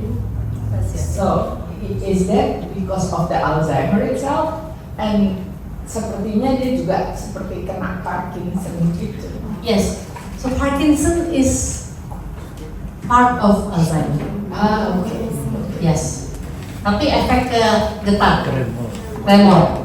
But it's part of the penurunan fungsi otak juga. So, jadi makanya demensia payung besar, ada Alzheimer, ada Parkinson, ada Lewy body dementia, ada frontotemporal dementia, banyak sekali. Itu titik mana di otaknya yang kena itu duluan. So, penurunan motorik itu pengaruh di situ. Nah, ini yang saya mau sampaikan. Kalau kita ke dokter, kita harus cerdas. Kita harus tanya, ini diagnosanya apa? Karena kadang-kadang kita suka larut ya, dibikinin obat aja tanpa kita tahu obat tersebut misalnya ada efek samping dan sebagainya. What is the diagnosis? What is the cause? Apa penyebabnya? How to reduce atau how to provide the treatment? Jadi kita harus menanyakan pertanyaan-pertanyaan yang cerdas. Otherwise, ini terutama misalnya saya dengan dokter-dokter Indonesia, saya juga sampaikan kepada ketua-ketua persatuan geriatri atau neurologi, tolong dong disisipkan teknik komunikasi dokter. Suka minim kan kalau berkomunikasi. Padahal kitanya perlu prompting dia juga. Begitu kita tanya ini diagnosanya apa, mau nggak mau dia perlu jawab. Lalu kenapa obatnya ini dan ini? Apakah ini nggak pengulangan? Saya nggak mau chemical terlalu banyak, nanti efeknya ke fungsi ginjal. Itu juga perlu ditanyakan. Saya pernah tugas di Aceh waktu itu, kerjaan UN. Saya dicabut gigi atau sakit gigi. Lalu setelah itu muka saya bengkak kayak gajah. Ternyata obat yang disuntikan itu saya alergi, ibuprofen. Lalu saya bilang, ini dok, ini kenapa muka saya suka susah nafas gitu ya? Ada ibuprofennya nggak? Dokternya langsung bilang, oh iya ada. Maaf ya saya nggak sampaikan. Saya juga bilang, saya juga maaf. Mestinya saya juga bilang duluan di depan, biar nggak kena resiko itu. Gitu. So we're responsible to our own health, and we have to also communicate and ask the right questions on this. Gitu. Jadi saran saya, ibu mungkin saya selalu bikin logbook ibu, logbook pencatat. Sampai sekarang saya tahu tanggal berapa ibu saya didiagnosa dan bahkan kalimat diagnosanya tidak keluar dari dokternya waktu itu. Jadi saya perlu kejar. Jadi dia hanya menuliskan resep dan resepnya dia itu Aricept tadi, donepezil adalah obat yang menghambat progresivitas. Related dengan Alzheimer itu, Parkinson apakah akan menjadi Alzheimer? Oke. Jadi Parkinson adalah satu tipe under that umbrella yang kebetulan kenanya di motorik. Apakah akan berdampak ke perilaku dan sebagainya? Tiap orang lain-lain, harus dicek dulu hasil CT scan dan MRI-nya. Kalau ada white mattersnya, ada putih-putihnya dari hasil MRI-nya, jawabannya iya. Tapi tidak semua Parkinson menjadi Alzheimer. Oke. Jadi makasih banyak sama. Apakah untuk mencegah terburuk, mencegah Alzheimer menurun, ya, pakai vitamin D kompleks? Nah ini tadi Pak, saya udah jawab.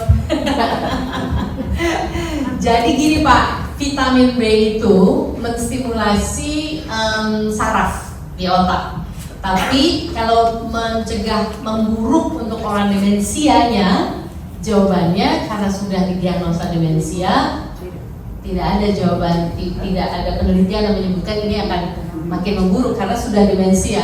Justru sekarang kita lakukan ini agar kita tidak sampai demensia. Sebelum demensia, namanya mild cognitive impairment. Olahraga poco-poco yang diteliti itu meneliti orang-orang mild cognitive impairment dengan diabetes type 2, diabetes mellitus 2. Hasilnya tidak jadi demensia mereka, karena mereka poco-poco. Gimana Bu Konjen? 3 kali seminggu di sini? Line dance bisa juga. Yang penting gerakannya nggak monoton. Serong kiri, serong kanan, konsisten 30 menit sehari, 150 menit seminggu. Itu membantu otak. Nyetir juga membantu. Ya.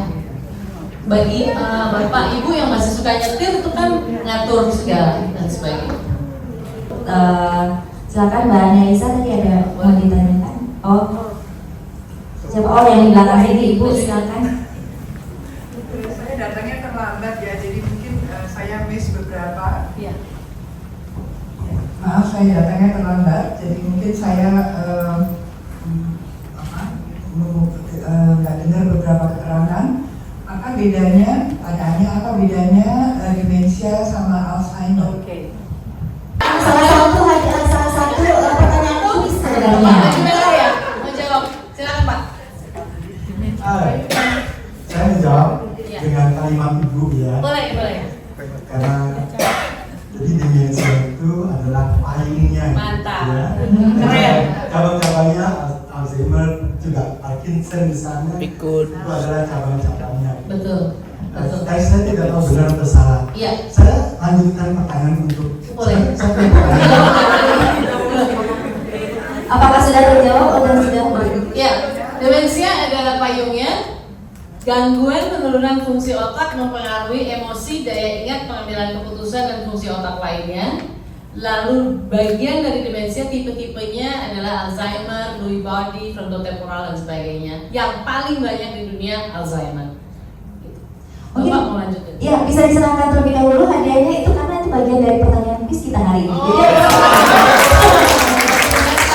Jadi setelah itu kita nanti ada quiz, tapi karena satu pertanyaan sudah diambil, sudah dijawab, nanti kita akan lanjutkan lagi. Silakan. Ya, Bu Suhardi, nama saya Rudi. Pak Rudi. Ini pertanyaan sebenarnya untuk Ibu, juga untuk Ibu Dia. Oke. Kalau Ibu Dia tidak berkeberatan. Baik. Karena saya lihat foto itu Ibu kita kesini ketika 2016 Yes. dengan Pak Digit ketika itu sebagai acting general counsel gitu ya. Betul. Ataukah nanti Ibu mau datang lagi 8 tahun dari sekarang? Oh. Makanya saya kepada Ibu Dia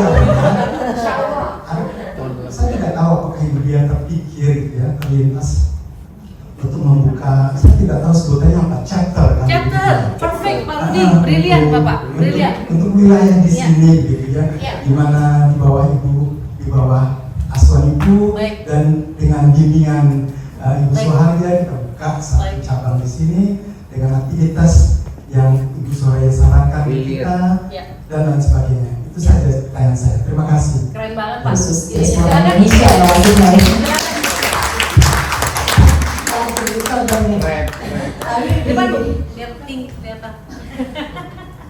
Terima kasih Pak Rudi, Bu Diwai. Tadi Pak kami sempat agak telat turun karena keseruan ngobrol. Jadi beliau cerita selain di Indonesia di berbagai provinsi, berbagai kota juga ada berapa Bu yang di luar negeri? Ada sekitar 7 ya. Waktu kami kemarin upload flyer mengenai kegiatan ini, salah satu yang langsung likes pertama itu Alzheimer Indonesia San Francisco. Terus saya langsung pikir, saya langsung cari ya Pak, oh berarti ada komunitas di luar negeri, why not turun-turun.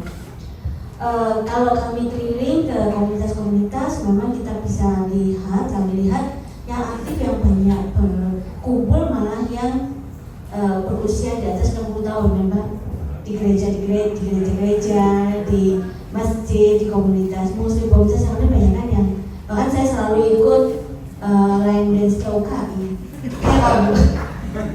Kalau saya ke UKI pasti akhir-akhir saya ikut line dance dulu baru pulang.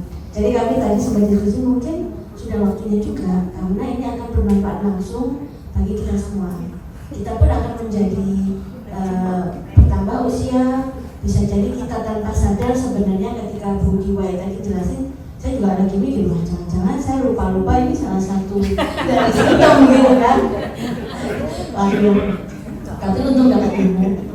Tentu Pak, kami tadi sempat brainstorming lumayan banyak, dan karena Bapak sudah raise awareness, raise concern ini, mungkin salah satu nanti kita bisa engage video ya Bu ya. Oh, dengan silakan. Kalau Bapak baru tidak berkeberatan. Konsen juga tadi Mbak Putri kita, oh boleh juga ya Bu kita adakan. Insya Allah Pak, nggak usah nunggu 8 tahun lagi mulai kesini. Kalau kita bisa bikin satu komunitas baru untuk Alzheimer Society, Indonesian Alzheimer Society in Toronto, mungkin ini is good idea. Kami akan coba working on it. Mudah-mudahan nanti kita juga bisa memberikan kontribusi ketika bulan Alzheimer, bulan September nanti aktivitas. Tapi tentunya kami nggak bisa jalan sendiri. Dari Alzheimer Indonesia di fully support. Mungkin nanti bisa terkoneksi dengan Canadian Alzheimer Society di sini. Yang paling kami harapkan adalah dukungan dari Bapak Ibu semuanya. Paling nggak dukungan pemikiran, dukungan waktu untuk kumpul bareng-bareng. Mungkin juga nanti mohon kami bisa dapat saran, masukan kegiatan apa sih yang paling bisa mengena, yang bermanfaat untuk kita semua. Pocong-pocong. Ya, mungkin demikian Pak Rudi. Bisa dimulai Pak Rudi. Makasih Bu Dia. Thank you. Good idea. Thank you. Iya, terima kasih banyak Bu Dia. Mungkin tadi juga Ibu ada pertanyaan lagi, mungkin sebagai penutup. Oh, ada satu lagi, silakan. Saya bertanya dari pihak Gen Z ya. Gen Z. Saya manggilnya Mbak Diwai. Oke. Sahabat suami saya. Jadi saya melihat semakin begini, social engagement kebahagiaan semua orang, baik yang dari youth, until elderly. Sekarang ini kan teknologi sudah semakin maju. Apakah penggunaan sosial media sebagai social engagement yang pastinya akan dipakai juga untuk elderly kita, nasional kita semua di sini? Apakah itu bisa termasuk salah satu sesuatu social engagement yang bagus untuk menghindari demensia, atau menjadi salah satu backward, maksudnya misalnya seperti melihat keluarga lain kok lebih happy, anak-anaknya misalnya lebih ada foto-foto keluarga, foto-foto yang, sedangkan dia merasa loneliness di dalam keluarga dia sendiri. Apa itu bisa menjadi pemicu? Itu lah, terima kasih. Bagus banget nih Mbak Putri nih pertanyaannya. Terus terang penelitiannya belum ada kalau yang ditanyakan persis, tapi saya tahu teman saya neurologis bilang kalau anak muda Gen Z terlalu kebanyakan main game, itu adiksinya ternyata berpengaruh terhadap otak, kurang baik. Nah, jadi sesuatu yang berlebihan tidak baik, dan social media engagement itu kan di dunia maya, bukan real. Makanya nanti saya tanya tim peneliti ALSI dan neurologis juga, yang jelas kalau ditelitinya menggunakan social media atau virtual untuk games, ternyata kalau terlalu banyak malah kebalik gitu, bukan malah makin sehat. Yang social engagement yang di-mention ini adalah yang real, yang I see your face, I see you laughing, olahraga bareng, sambil jalan kaki, teleponan gitu dan sebagainya, itu engaging. Karena yang dibutuhkan jadi teorinya gini, kalau social media itu kan tinggal klik-klik ya. Nah, kalau engagement itu ada interaksi gitu. Kalau itu hanya satu arah, hanya one person doing a click, jadi tidak tercipta engagement itu. Tapi dijudulinnya kesannya engagement kan, impression engagement. Padahal it's a virtual engagement. So, but I'll try to find soalnya kan biasanya kan kita tidak cuma likes, ada comment. Dan untuk make it time, kumpul itu kan agak sulit ya. Kesibukan masing-masing itu bagaimana? Iya, jadi kan komen berhenti sebentar, terus tapi tidak continuous. Nah, yang dibutuhkan misalnya dalam momen yang bermakna itu continuous engagement. Dalam misalnya ya, social media, komen, abis komen loncat ke japri, bahkan loncat ke teleponan. Iya, itu lebih baik daripada hanya sepotong-sepotong, tapi pendek-pendek gitu.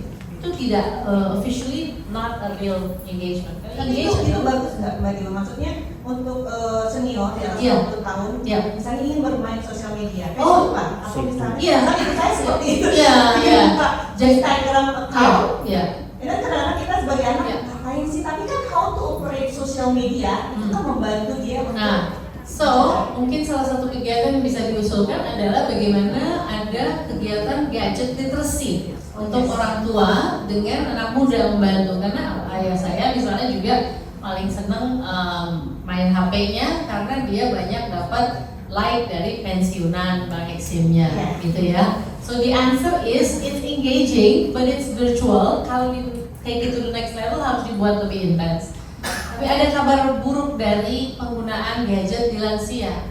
Ternyata nomor 1 yang paling tinggi angka penyebaran hoaxnya dari lansia. Untuk menghimbaunya ya. Yes. Jadi data dari Kemeninfo ya. Itu 60 tahun mem-forward, tapi tahu nggak dasarnya kenapa mereka mau forward? Karena they want to be the first to tell someone atau ngasih tahu tahajud, sholat dan sebagainya. They want to be acknowledged, validated, seen and heard. That's the only way they can. Walaupun kadang tentunya kurang difilter juga ya. Jadi yang penting dapat udah masuk follower. Dan mungkin juga untuk sosial media, untuk yang open for public ini kan, apalagi ngelihat sekarang netizen itu jempolnya jahat ya. Jadi mungkin itu juga bisa meningkatkan nggak bisa depresi, dan itu juga banyak case juga di situ, itu justru meningkatkan depresi bagi orang-orang, apalagi yang seperti selebgram yang memang konformatif seperti itu ya. Terima kasih. Ya, baik Bapak Ibu, apakah masih ada lagi? Mungkin kita akan ditutup oleh Bu Konjen akan bertanya. Nanti kita akan lanjutkan dengan ada 4 pertanyaan kuis lagi. Jadi mohon dipersiapkan ya Bapak Ibu, kira-kira catatan-catatan tadi. Nggak boleh nyontek, nggak boleh nyontek kayak kami. Silakan Bu. Terima kasih Mbak Mia. Bu Diwa, kalau tadi untuk deteksi dini untuk diri kita sendiri mungkin sudah diberikan keluarnya 10 ciri-ciri yang perlu kita lakukan. Nah, kalau di posisi kita misalnya sebagai pendamping untuk orang yang dengan demensia atau Alzheimer, kadang-kadang ketika kita tahu saudara orang tua dengan sekian mungkin 5 atau beberapa ciri tadi, berpikir untuk ngajak beliau periksa. Tapi kan mereka biasanya ada mekanisme menolak. Nggak mungkin aku itu pikun. Jadi kan agak, kalau berhadapan dengan orang tua pasti agak tricky juga ya. Membuat beliau menyadari bahwa perlu perawatan. Nah, untuk berdasarkan pengalaman, kira-kira apa yang paling tepat memberikan edukasi pada orang-orang yang memang tidak ada ciri-ciri tadi. Kemudian apa yang perlu disiapkan secara mental bagi para pendamping, para caregiver, karena pasti akan cukup menguras tenaga, pemikiran, dan emosi juga. Sangat. Ini mohon tipsnya, kira-kira saya rasa pasti akan berguna untuk kita semua. Sangat baik pertanyaannya, sangat relevan, dan kebetulan ada beberapa keluarga yang kontak kami dan bilang, boleh nggak jangan sebut kata demensia, jangan sebut kata pikun, tapi kita mau sesi 1 jam lewat Zoom dan sebagainya. Jadi kita bikin acting gitu Bu sesinya. Saya sudah brief dokternya. Ini ceritanya bikin seminar gitu ya tentang investasi otak sehat dari sekarang. Padahal diselipin pertanyaan-pertanyaan yang sifatnya menanyakan sesuai yang skor yang tadi diminta. Itu satu cara dan sudah pernah dilakukan dan hasilnya bagus. Cara kedua adalah saya dulu bahkan pernah datang ke dokternya duluan dan saya sampaikan ini keadaannya seperti ini, saya mau ajak ibu saya tapi yang sakit saya ceritanya. Jadi ibu saya dampingin saya, Ma temenin dong, ini aduh nggak enak deh ke psikiater atau kemana. Jadi beliau dampingin tapi udah di skenario udah disiapkan dengan dokter. Itu yang saya lakukan. Caranya, tips untuk para caregiver, kita harus menyiapkan logbook, mencatat semua hari-harinya dan diagnosa dan bahkan obat apa yang sudah diminum dan efek samping dan sebagainya, dan ikut training caregivers. Nanti saya bisa share kapannya, jadwal online maupun kalau offline saya masih tanya Alzheimer karena ada mungkin nanti mereka juga bisa. Gitu kira-kira. Mudah-mudahan menjawab. Terima kasih. Baik, terima kasih Bu Diwa. Kita mungkin lanjut dengan kuis terlebih dahulu. Boleh. Silakan kalau misalkan Bapak Ibu kalau mau ada yang mau dihafalin dulu nih. Karena nggak boleh lihat ya Bu ya. Nggak boleh nyontek. Mungkin yang pertama kita seru-seruan aja nih Bu Diwa. Apakah Bapak Ibu ada yang hafal nggak tadi senam otaknya seperti apa? Silakan angkat tangan. Ada yang berani? Ada yang berani mempraktekkan tanpa melihat? Atau mungkin cuma hafal beberapa gerakan aja mungkin?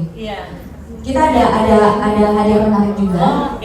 Ayo Bapak Ibu, ayo Bu Ami, kayaknya hafal tuh. Gak apa-apa, mungkin 3 gerakan aja ya Bu Diwa ya. Ya tidak, silakan Bu. Apa nih ya? Ya, silakan. Saya musiknya ya Bu ya.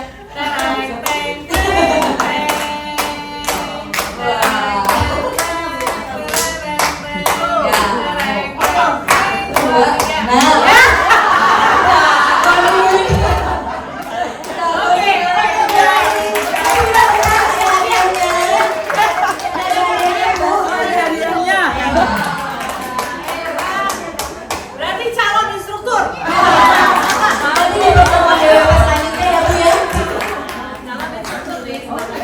Ya, jadi nanti buat September ya nanti ya. Pertemuan selanjutnya di pertemuan DWP selanjutnya ya Bu ya, nanti kita senam otak bersama-sama. Mungkin selanjutnya dari Bu Diwa ada pertanyaan? Sebutkan 3, nggak boleh nyontek, Nggak boleh nyontek. Gejala Alzheimer. 3. Ayo, Silakan. silakan. Jangan diam ya. Silakan ke depan. Oh, ke depan ya. 3 dari 10. Ya, ayo tadi. 3 dari 10 gejala Alzheimer. 1 gangguan daya ingat, Betul? disorientasi, Ya. salah fokus. Betul sekali.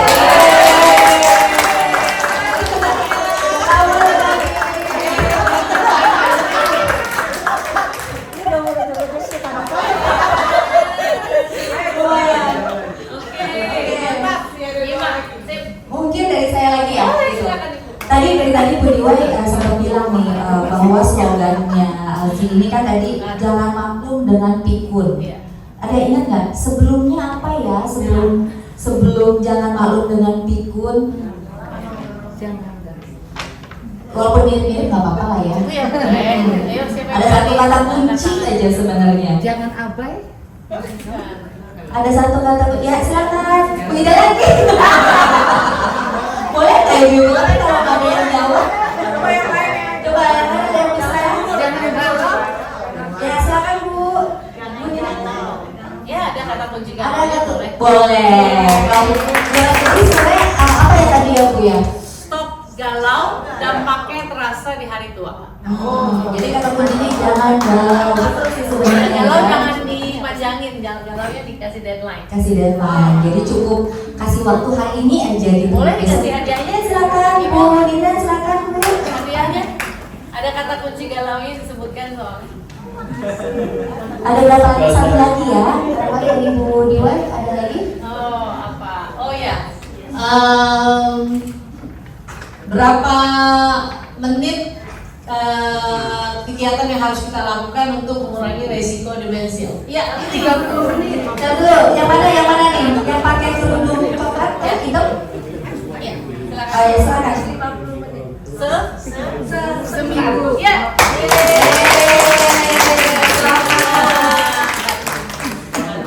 Nah, selain kuis-kuis tadi juga sebagai apresiasi bagi Bapak Ibu yang sudah hadir di sini, Bu Diwai, kami juga menyediakan door prize. Ada berapa door prize? Ada 2 door prize. Bapak Ibu silakan dikeluarkan tadi tiket raffle-nya. Kita akan mulai acak. Kalau udah siap semua nggak ada yang hilang ya Bapak Ibu kan tiket raffle-nya. Kita ada karena memang untuk hadir ke sini di hari kerja itu kan juga butuh effort yang tinggi ya. Berarti juga keinginan untuk belajarnya juga tinggi. Baik, kita mulai ya Bapak Ibu, diperhatikan nomornya. Baik Mbak, silakan dimulai. Dilihat nomornya berapa.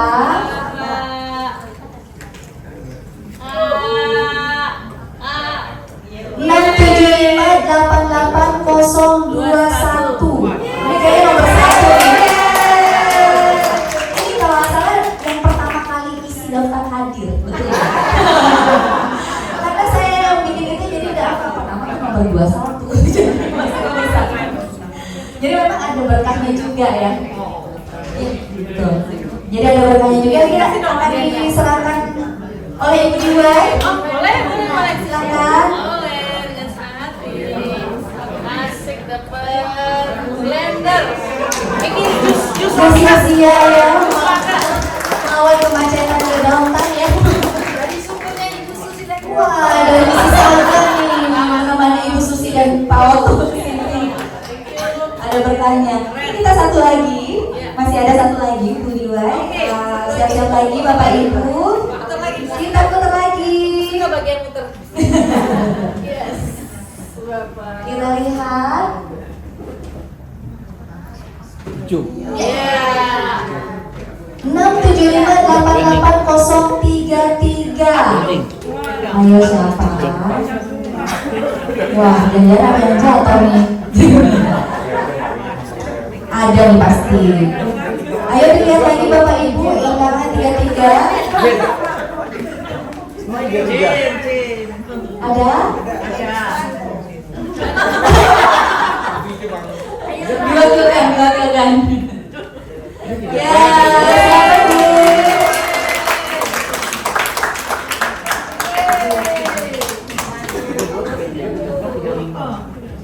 deh Kasinar. Keren. Selamat Bu. Oh itu foto. Ya. 1, 2, 3. Thank you. Selamat Bu. Selamat. Sudah selesai ya, berarti sudah habis? Sudah habis. Jadi mohon maaf Bapak Ibu yang belum beruntung, nanti mungkin lain kali acara dimensi apa? Bapak tuh kita coba. Enggak ya, nanti mungkin insya Allah nanti dalam waktu dekat kita akan adakan lagi kegiatan seperti ini. Baik, terima kasih banyak. Mungkin sebelum menutup saya juga akan mengambil beberapa poin dari talk show hari ini, bahwa memang dari pemaparan Bu Diwai tadi betapa penting awareness kita terhadap ciri-ciri demensia Alzheimer itu, baik itu bagi diri kita sendiri ataupun bagi lingkungan sekitar, sehingga kita juga bisa lebih kita bisa lebih siap menghadapi orang-orang yang mungkin sudah ada ciri-ciri tertentu, sehingga kita juga bisa membuat strategi khusus dalam menghadapi orang-orang sekitar kita yang memang terkena demensia Alzheimer.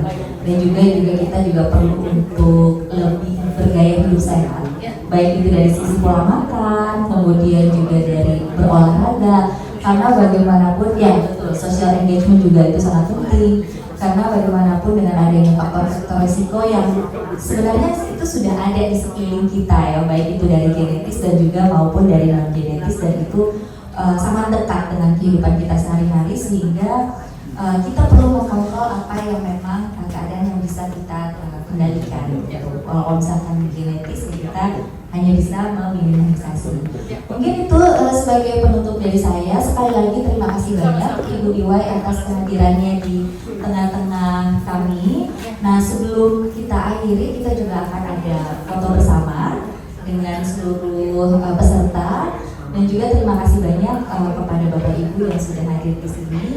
Mari kita ya tentu. Sebelum ini mari kita upload terlebih dahulu buat Ibu Diwai.